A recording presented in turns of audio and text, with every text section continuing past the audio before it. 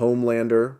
Homelander is the main antagonist of The Boys, a comic book series and its TV adaptation.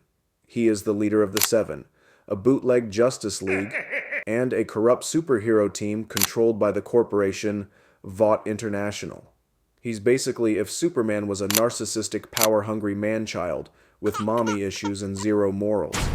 Though he presents himself as a patriotic hero, he is a ruthless sociopath with godlike powers including super strength, flight, and laser vision. He commits horrific acts such as murdering innocent people, sexually abusing colleagues, and even threatening mass genocide when challenged. Unlike many villains who justify their actions with ideology or personal loss, Homelander is driven purely by narcissism and a need for control. His facade of heroism makes him even more terrifying as the public sees him as a savior, while he secretly indulges in cruelty. In one of the episodes, Homelander fails to save a hijacked plane after he recklessly destroys its controls. Instead of rescuing passengers, he abandons them to crash, fearing bad publicity if survivors reveal his failure. What makes him particularly chilling is that he is nearly unstoppable.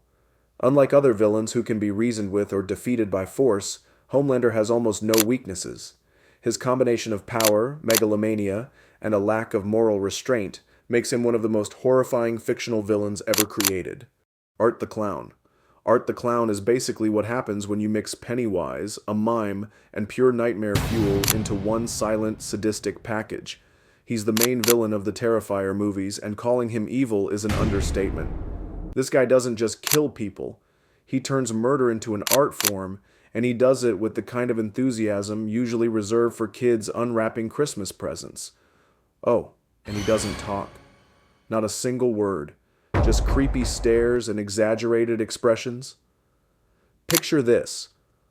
A poor woman named Dawn is hanging upside down, completely helpless, and Art, being the overachieving lunatic he is, takes a rusty hacksaw and slowly saws her in half, starting from the worst possible place.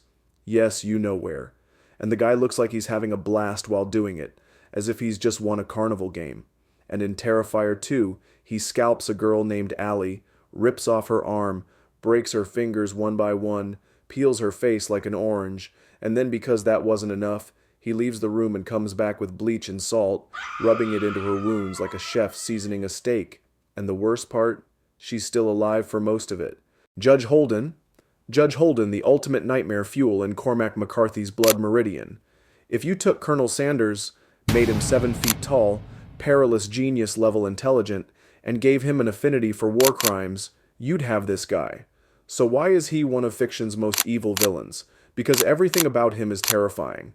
This fat albino is a philosopher of chaos, a warlord in a judge's hat, and possibly even the literal devil.